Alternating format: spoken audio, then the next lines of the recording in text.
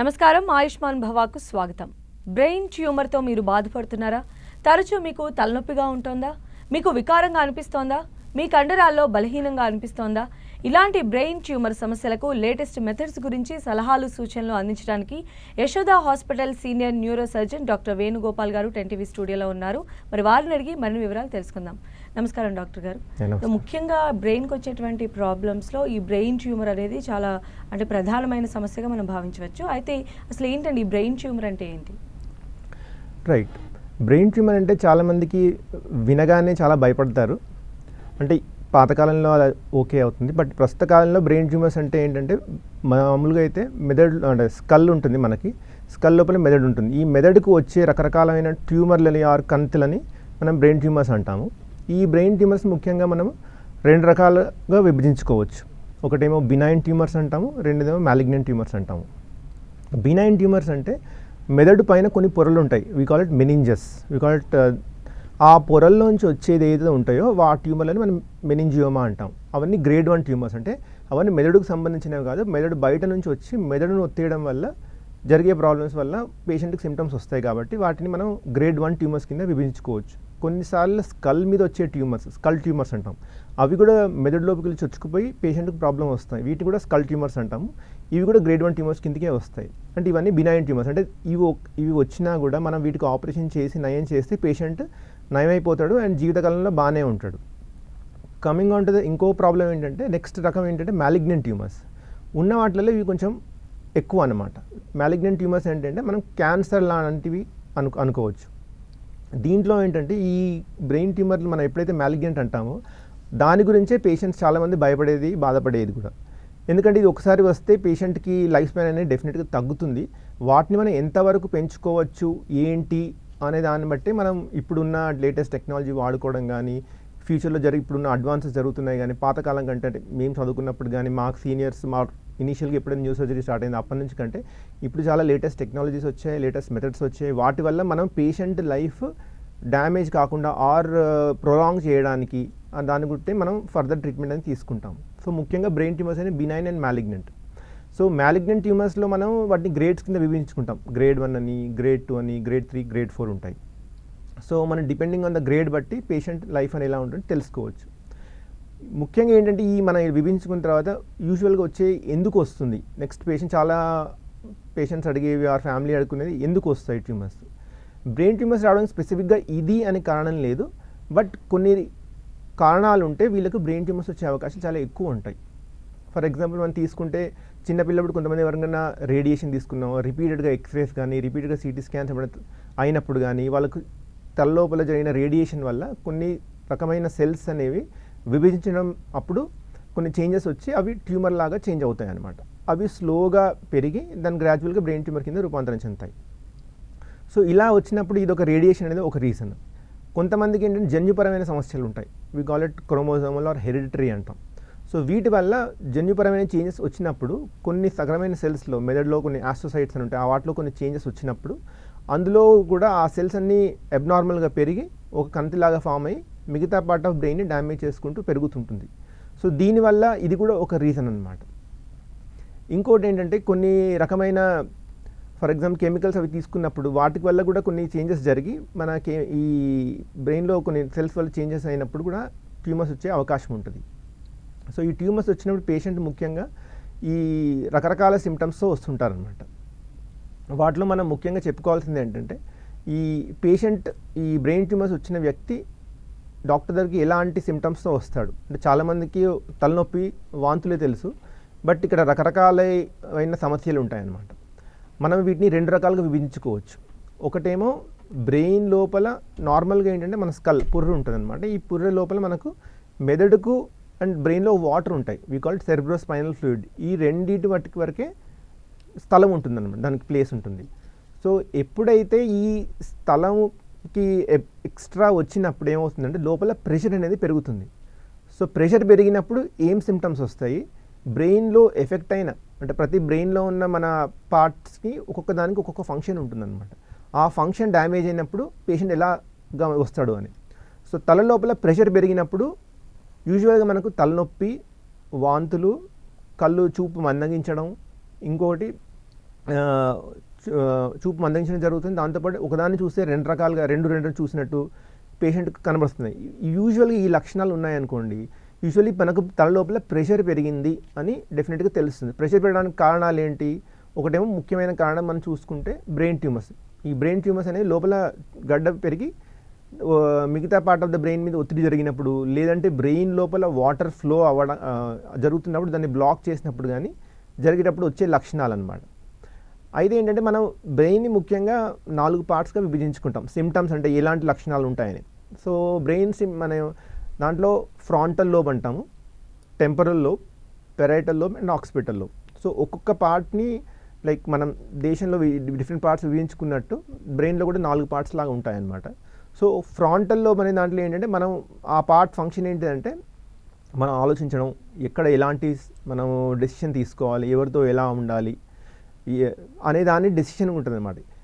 ఈ ఏరియాలో కనుక బ్రెయిన్ ట్యూమర్ వస్తే మనిషి ఇదివరకు హ్యాపీగా ఉన్న వ్యక్తి కానీ, లేదంటే జోవియల్గా ఉన్న వ్యక్తి కానీ ఇప్పుడు డల్గా అయిపోవడం, ఇదివరకు కల్పించుకొని మాట్లాడి అన్ని పనులు చేసే వ్యక్తి డల్గా అయిపోవడము, ఇంకోటి అంటే మెమరీ గ్రాడ్యువల్గా తగ్గిపోవడము. సో ఇలాంటి లక్షణాలు చాలా వస్తాయి. కమింగ్ ఆన్ ఇంకొకటి ఏంటంటే కొంచెం వెనక్కి మనం పెరటల్ లోబ్ అంటాం, ఆర్ పోస్టియర్ ఫ్రాంటల్ పెరటల్. ఇక్కడ ట్యూమర్ వస్తే ఏమవుతుందంటే పేషెంట్కి మెల్లమెల్లగా ఒక కాలు చేయి తిమ్మిరి రావడం కానీ, ఒకవైపు పెరాలసిస్ రావడం కానీ జరుగుతుంది. సో గ్రాడ్యువల్గా ఒక మనిషి నడుస్తుంటే తూలి పడిపోవడము, ప్లస్ బ్యాలెన్స్ తేడా వచ్చినట్టు ఇలా అన్నీ జరుగుతుంటాయి అన్నమాట. ఇంకొంచెం వెనక్కి వెళ్తే మనకు ఆక్సిపిటల్ లోపన వస్తుంది. ఈ ఆక్సిపిటల్ లోపల ముఖ్యంగా మనం తెలుసుకునేది ఏంటంటే మన చూపు, విజువల్ సెంటర్స్ అంటాం అనమాట. విజువల్ సెంటర్స్ ఉంటాయి అక్కడ. సో ఈ స్థలం లోపల కనుక మనకు బ్రెయిన్ ట్యూమర్స్లు వస్తే పేషెంట్కి ఒకవైపు చూపు తగ్గిపోతుంది. ఒక హాఫ్ అంటే మనం చూస్తున్న కొద్దీ ఇటు సగం ఈక్వల్గా కనబడుతుందో, ఒక సగం కనబడకుండా జరిగిపోతుంది. సో ఓన్లీ ఒక సగమే చూడగలుగుతాడు. సో పేషెంట్ నడుస్తుంటే ఒకవైపు ఏదన్నా వచ్చి తగలడమో ఇలాంటివన్నీ జరుగుతుంటాయి అన్నమాట. ఇంకోటి అంటే చూసింది అంటే మనకి ఇది పెన్, ఇది చూపిస్తే పెన్ అంటాం, లేదా సెల్ ఫోన్ అంటాం. అది ఎలా జరుగుతుంది అంటే మనం ఇప్పుడు ఈ సెల్ ఫోన్ ఇమేజ్ చూసి పాత మన బ్రెయిన్ లోపల ఒక లైబ్రరీ అని ఉంటుంది, that we call it the left parietal lobe. అక్కడ దాంతో కంపేర్ చేసుకుని చెప్తుంది అనమాట. ఆ ఏరియా అక్కడ డ్యామేజ్ అయినప్పుడు పేషెంట్ అది బ్రెయిన్ అది ఆ పార్ట్ని పోల్చుకోలేక అదేంటో తెలియదు అనమాట. We called visual agnosia. So ఇలాంటి జరిగినప్పుడు కూడా పేషెంట్కి కనబడుతుంది కానీ అదేంటో చెప్పలేకపోతాడు. సో ఇది కూడా ఒక లక్షణం అన్నట్టు. ఇంకా coming on to the temporal lobe. Temporal lobe ముఖ్యంగా మన ఎమోషన్స్ అనేవి చాలా ఉంటాయి. ఎమోషన్ ఒక మనిషి నార్మల్గా ఉన్నదనుకుంటే ఎక్కువ రైజ్ అవ్వడము, లేదంటే ఎక్కువ ఉన్న చిన్న వాటికి ఎక్కువ ఎక్సైట్ అవ్వడం కానీ, లేకపోతే ఇంట్లో వాళ్ళని ఎక్కువ కోపడడం, లేదంటే తిట్టడం కానీ, అనవసరంగా కల్పించుకొని చేయడం. కొంతమందికి మెమరీ బాగా తగ్గిపోతుంది. ఈ ఎమోషన్స్ అనేవి కంట్రోల్లో పెట్టుకోలేకపోతారు. సో దాంతోపాటు కొంతమందికి లెఫ్ట్ సైడ్ కనుక ట్యూమర్ వస్తే మన మాట్లాడే ఏరియా ఉంటుందన్నమాట, అది డ్యామేజ్ అవుతుంది. సో కొంతమందికి స్పెసిఫిక్గా లెఫ్ట్ సైడ్ బ్రెయిన్ ట్యూమర్ వస్తే మాట త్వరగా పడిపోవడం, మాట తడబడడం జరుగుతాయి. దాంతోపాటు ఇంకోటి ఏంటంటే మన బ్రెయిన్లోంచి మన వెనక పార్ట్లో పెద్ద మెదడు, చిన్న మెదడు అని ఉంటాయన్నమాట.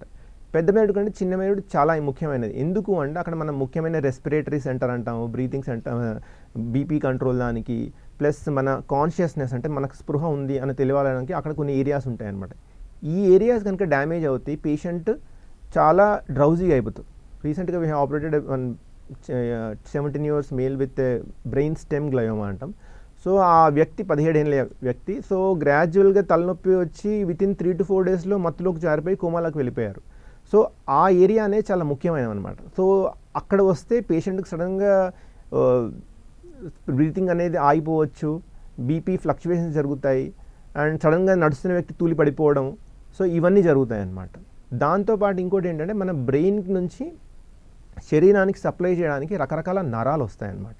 వాటిని మనం సెంట్రల్ నర్వస్ సిస్టంలో కానీ ఒక 12 నరాలు ఉంటాయి. మిగతా పార్ట్ ఆఫ్ ద శరీరానికి సప్లై చేయడం అరౌండ్ 31 నుంచి 33 పేర్స్ ఆఫ్ నర్వ్స్ అంటే మీ called spinal nerves. So brain అయితే ఎప్పటి నుంచి మనకు సిగ్నల్స్ ఇవ్వాలి మిగతా పార్ట్ ఆఫ్ ద శరీరానికంటే ఈ నరాల నుంచి లైక్ వీ కాల్డ్ వైర్స్ లాగా అక్కడ నుంచి సిగ్నల్స్ ఇవ్వడం వల్ల అక్కడ నుంచి కిందికి వచ్చి మనకు హ్యాండ్స్కైనా లెగ్స్కైనా కంట్రోల్ చేస్తుంది, మన even including the face also. So కొన్ని ట్యూమర్స్ స్పెసిఫిక్గా కొన్ని నరాలను ఒత్తేస్తాయి అనమాట. ఫర్ ఎగ్జాంపుల్ మన స్కల్ బేస్ ట్యూమర్స్ అంటాం. ఈ స్కల్ బేస్ ట్యూమర్స్లో ముఖ్యంగా anterior skull base, middle skull base, posterior skull base 3 ముక్కలుగా డివైడ్ చేసుకుంటాం. స్కల్ బేస్ అంటే దేని మీద అయితే మెదడు కింద రెస్ట్ అవుతుందో దాన్ని మనం స్కల్ బేస్ అంటాం. ఈ యాంటీరియర్ స్కల్ బేస్లో కనుక మనకు ట్యూమర్స్ వస్తే ముఖ్యంగా పేషెంట్ ఫస్ట్ యూజువల్గా లూజ్ అయ్యేది ఏంటంటే స్మెల్, వాసన పోతుందన్నమాట. నార్మల్గా ఉన్న వ్యక్తి గ్రాడ్యువల్గా వాసన పోయిందనుకోండి, అది చాలా సివియర్గా తీసుకోవాల్సింది. ఇప్పుడు వచ్చిన వాటిలో ముఖ్యంగా కరోనా అది వేరే, బట్ ముఖ్యంగా బ్రెయిన్ ట్యూమర్లు కనుక వస్తే యాంటీరియర్ స్కల్ బేస్లో వస్తే పేషెంట్కి స్మెల్ పోతుంది. అండ్ గ్రాడ్యువల్గా ఏమవుతుందంటే ఆయన మెమరీ లూజ్ అవుతాడు. దానికి కొంచెం వెనక్కి వెళ్తే మనకు 2 కంటినారాలు వస్తాయి. దాని కిందనే ఒకటి మన పిట్యూటరీ గ్రంథి అని ఉంటుంది అనమాట. ఈ పిట్యూటరీ గ్రంథిలో కనుక ట్యూమర్స్ వస్తే పిట్యూటరీ గ్లాండ్ అనేది మనకు చాలా ముఖ్యమైనది. ఎందుకంటే దాని నుంచి ఒక 6 రకాల హార్మోన్స్ రిలీజ్ చేస్తుంది. ఈ 6 రకాల హార్మోన్ మన శరీరానికి కావాల్సిన మెటబాలిజం అంటే రొటీన్ దానికి కావాల్సిన పెరగడం కానీ బాడీలో జరగాల్సిన మెటబాలిజం కానీ అవన్నీ హెల్ప్ చేస్తుంది. ఈ పిట్యూటరీ గ్లాండ్లో ఎప్పుడైతే ప్రాబ్లం వస్తుందో గ్రాడ్యువల్గా ఈ మూమెంట్ మన రెగ్యులర్గా చేయాల్సిన అంటే మనకు ఎంత సింక్రోనస్ మూమెంట్ స్మూత్గా అయిపోయేదాన్ని ప్రాబ్లం వచ్చి పేషెంట్స్కి చాలా ప్రాబ్లమ్స్ వస్తాయి. ఫర్ ఎగ్జాంపుల్ లేడీస్ తీసుకున్నాం అనుకోండి, వాళ్ళకు మెన్సెస్ ఇర్రెగ్యులర్ అయిపోతాయి. దెన్ జెంట్స్లో అయితే లిబిడో అంటే అవి తగ్గిపోతుంది. సో అండ్ ఇదివరకు ఉన్న యాక్టివ్నెస్ ఉండదన్నమాట. సో ఇవన్నీ జరుగుతాయి. సో అక్కడ వచ్చినప్పుడు ప్లస్ చూపు చాలా మందగిస్తుంది, గ్రాడ్యువల్గా చూపు అనేది తగ్గిపోతుంది. సో ఇలాంటి పేషెంట్స్ వచ్చినప్పుడు మాకు తెలిసిపోతుంది, వాళ్ళతో మాట్లాడి చూస్తే వీళ్ళకు డెఫినెట్గా పిట్యూటరీ గ్లాండ్ ట్యూమర్ ఉండే లక్షణాలు ఉన్నాయని తెలుస్తుంది. కొంచెం వెనక్కి వెళ్తే we call it temporal base. అక్కడ ఏంటంటే స్కల్ బేస్లో వచ్చినప్పుడు మన ఒక వైప్ ఆఫ్ ద అంటే మన ఫిఫ్త్ క్రేనియల్ నర్వ్ అంటాం, అదేంటంటే మన ఫేస్లో ఒక సగానికి సప్లై చేస్తుంది. సో దీనివల్ల ఒకవైపు ఫేస్లో తిమ్మిరి రావడం కానీ నమల రాకపోవడం, లేకపోతే వాపు కూడా కొంతమందికి రావడం జరుగుతుంది. సో ఇట్లా వచ్చినప్పుడు ఏంటంటే దాన్ని మనం యూజువల్గా ఫిఫ్త్ క్రేనియల్ నర్వ్ శ్వానోస్ అంటాం, అది వచ్చే అవకాశం ఉంటుంది. సో కొంచెం వెనక్కి వెళ్తే we call it posterior skull base. అక్కడ ఏంటంటే మనకు 7th నర్వ్ 8th నర్వ్ అని ఉంటుంది. దాంట్లో పేషెంట్కి ఒకవైపు చెవు వినబడకపోవడము, గ్రాడ్యువల్గా మూతి వంకరపోవడం జరుగుతుంది. దీన్ని యూజువల్లీ మనం వెస్టిబులార్ శ్వానోస్ అంటాం. అంటే ఇవన్నీ బినైన్ ట్యూమర్స్. వీటిని ఇక్కడ వచ్చిన వాటిని ముందుగా గమనించి తెలుసుకొని చేసుకుంటే యూజువల్గా పేషెంట్ నార్మల్ లైఫ్స్కు రావచ్చు, అక్కడ నుంచి తన పనులన్నీ చేసుకోవచ్చు.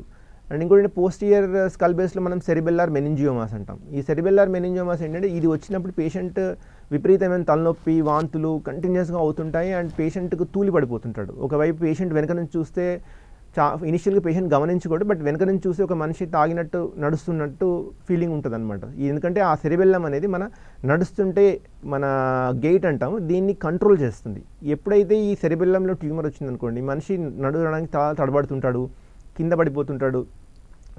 అది ముఖ్యమైన లక్ష్యం. ఇవి వచ్చినప్పుడు అర్జెంటుగా మనము కనుక్కొని ఫర్దర్గా దానికి ట్రీట్మెంట్ అనేది చేసుకోవాల్సి వస్తుంది. So further treatment, further investigations ఏముంటాయండి? రైట్. ఇక్కడ ముఖ్యంగా మనము ఇదివరకు పాతకాలంలో ఫస్ట్లో ఉన్నప్పుడు ఓన్లీ ఎక్స్రే చేసేవారు. ఎక్స్రే ఒక యాంజియోగ్రామ్ చేసేవారు. అది రఫ్లీ 1940s 50s.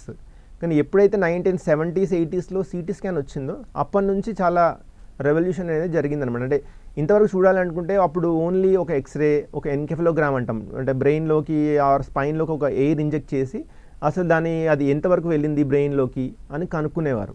సో ఇదంతా ఒక పాత అప్పట్లో ఇవి తప్పితే వేరే ఏమీ లేకుండే.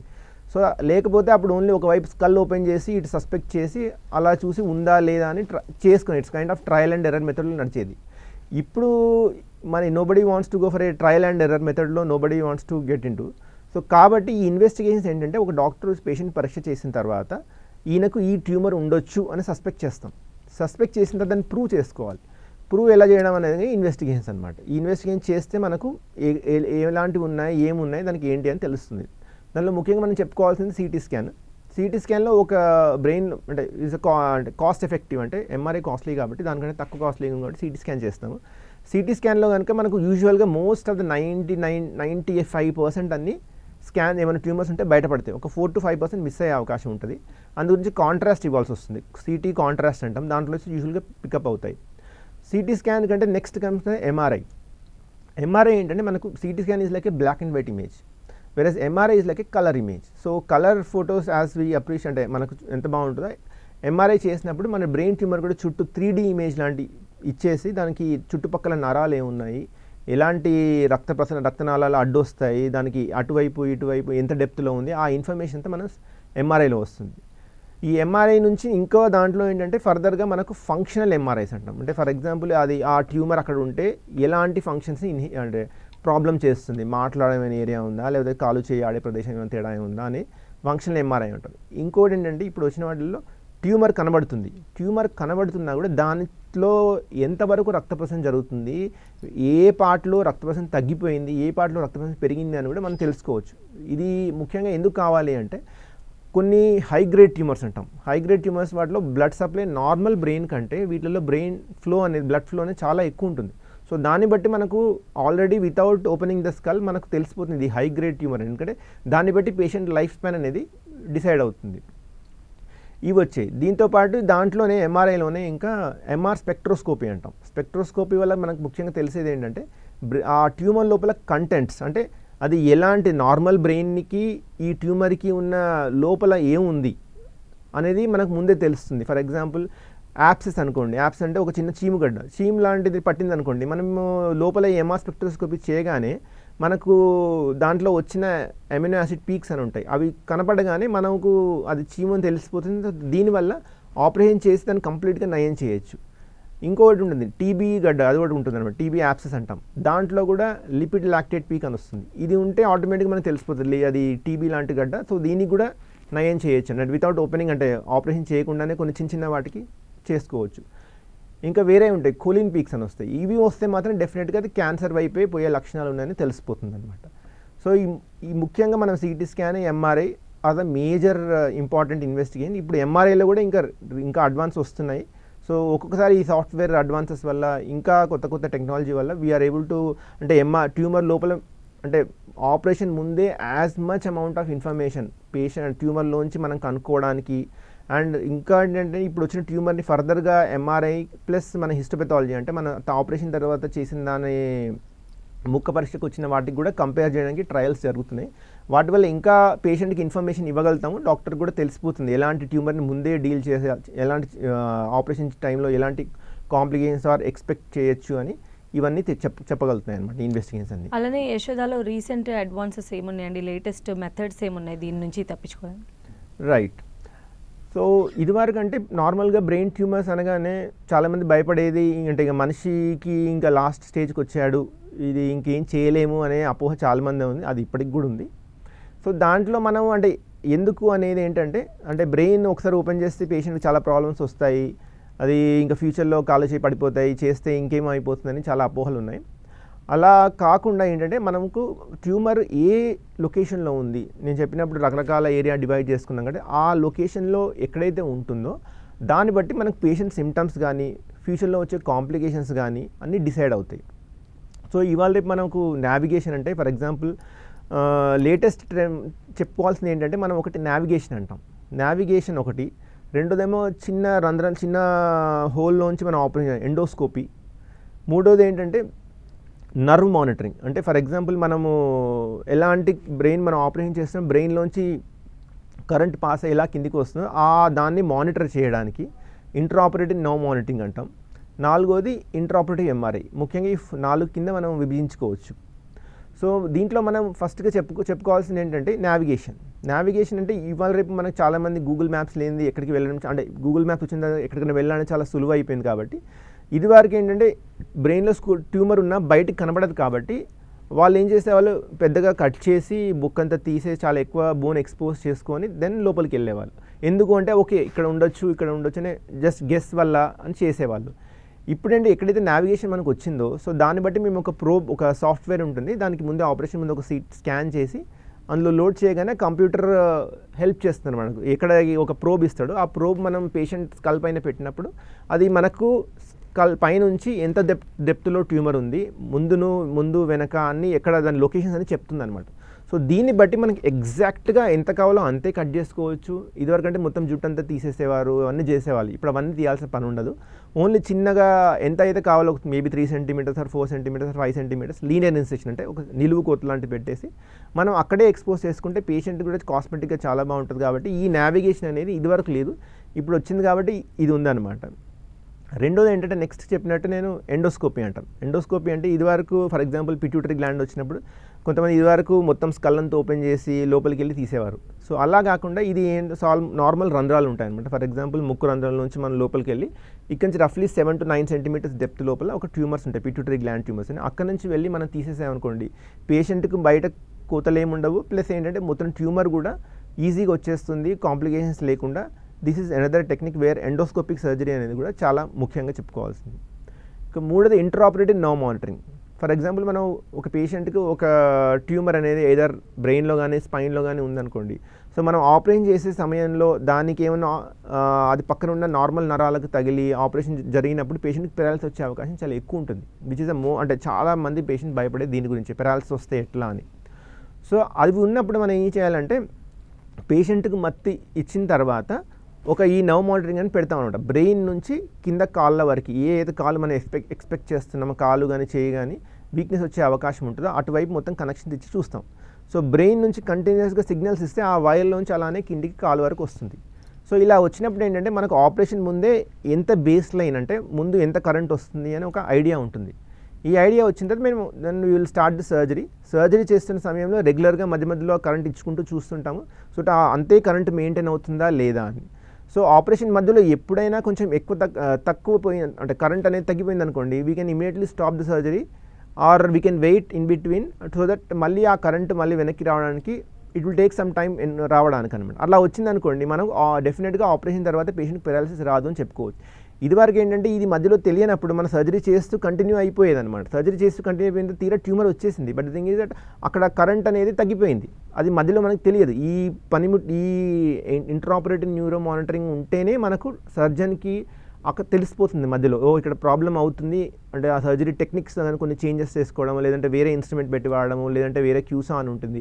అంటే ఆ క్యూసా అంటే ఏంటంటే మనకు చిన్న ఇంత పెద్ద ట్యూమర్ని ఫర్ ఎగ్జాంపుల్ 3 సెంటీమీటర్స్ 4 సెంటీమీటర్స్ ట్యూమర్ని కూడా 1 సెంటీమీటరే కట్ చేసి అందులోంచి తీసేసేయచ్చు.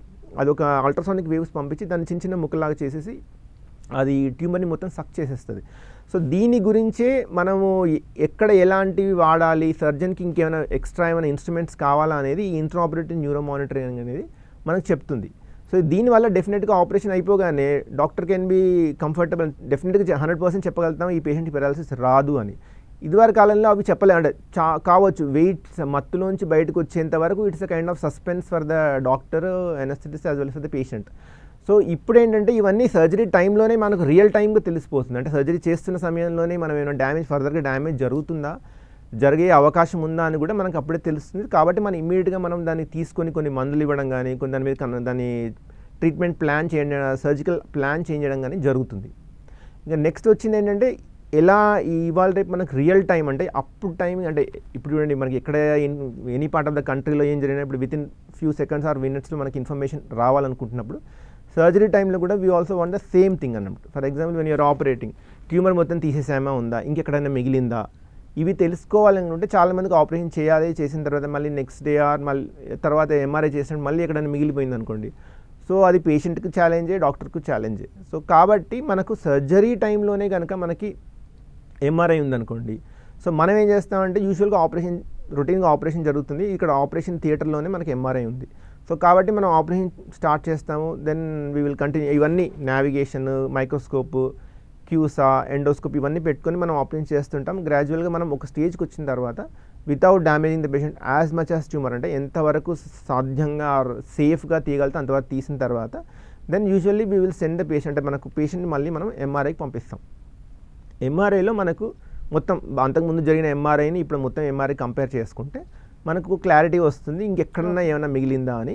దాని ప్రకారం మనం చూసుకొని ఫర్దర్గా అప్పుడే ఉంటే మనం మళ్ళీ ఫర్దర్గా ట్యూమర్ తీసేసుకుంటే దెన్ గ్రాడ్యువల్గా మనం పేషెంట్కు ఫర్దర్ రేడియేషన్ కానీ ఫర్దర్ సర్జరీ కానీ మనం స్టాప్ చేయొచ్చు.